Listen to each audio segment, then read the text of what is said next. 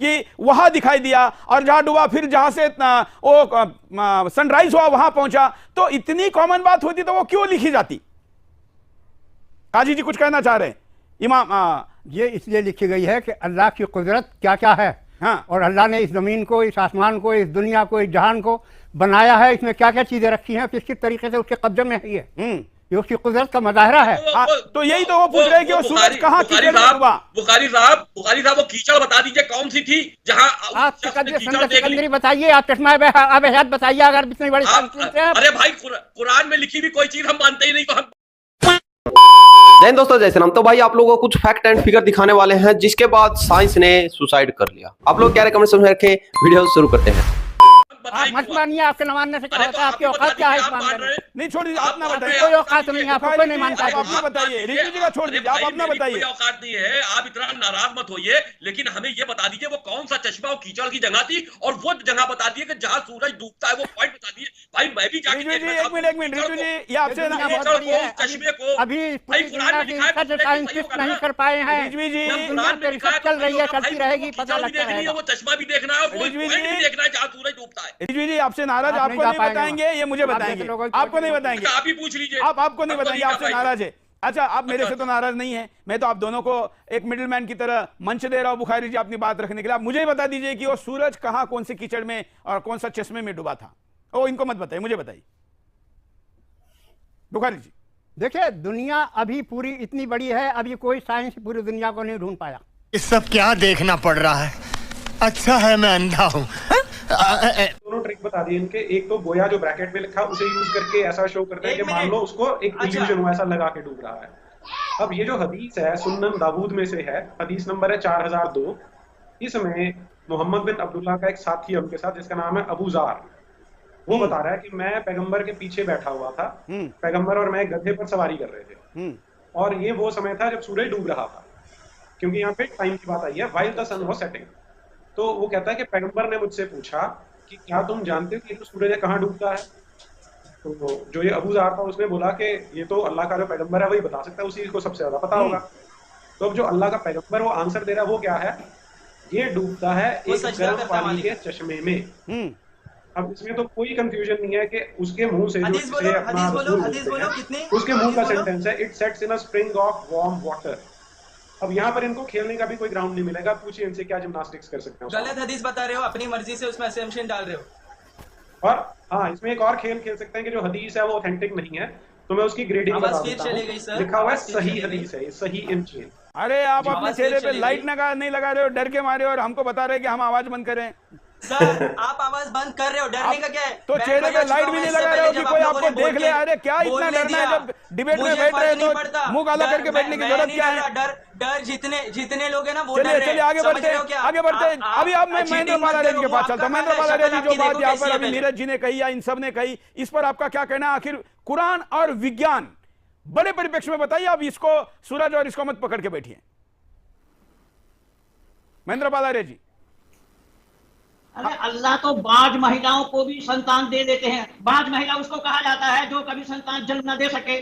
वो इब्राहिम के पत्नी को भी दिया, और एक पैगंबर और थे जकरिया, उनके पत्नी को भी दिया।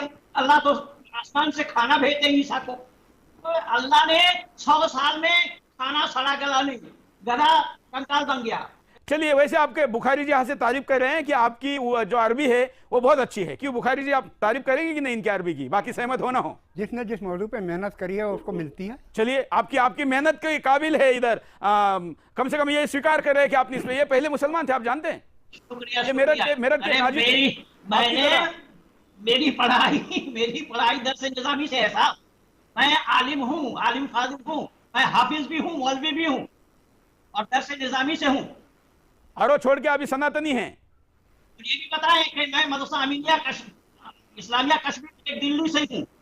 हाँ बताइए, ऐसा व्यक्ति जब आपसे सहमत नहीं है तो फिर क्या कहेंगे बुखारी जी आप? देखिए, सहमत होना और बात है। हाँ, अपनी अपनी सोच होती है, अपनी फिक्र होती है, अपनी अपनी मालूम। उनका कहना है कि 2 अधिक 2 4 होने चाहिए। जहां 2 अधिक 2 4 नहीं होते, मैं उसको विज्ञान नहीं मानता, गणित नहीं मानता। ये 2 और 2 4 का कोई इख्तिलाफ है ही नहीं कहीं भी, इसमें मतभेद कहाँ है? तो फिर आप ये विज्ञान जो सूरज के बारे में कहता है उसको क्यों नहीं स्वीकार रहे हैं? नाम है, रिसर्च चल रही है, दुनिया रिसर्च। मतलब आपका कहना है कि अभी प्रोग्रेस है। आज क्या है, रोज आगे बढ़ती जा रही है। आपकी किसी वैज्ञानिक का नाम बताएंगे जो ये रिसर्च कराए? रिसर्च दुनिया जब से पैदा हुई चली रही है। अच्छा, चलिए हम कार्यक्रम के आखिर की तरफ बढ़ रहे हैं। मैं नीरज जी के पास जाता हूं। नीरज जी, आज का हमारा विषय था कुरान और विज्ञान, तो और कुछ वैज्ञानिक बातों पर आपको आपत्ति है? हम केवल एक ही मुद्दे पे चर्चा करेंगे, ऐसा ना हो, क्योंकि हमको अभी वाइंड अप की तरफ जाना है। और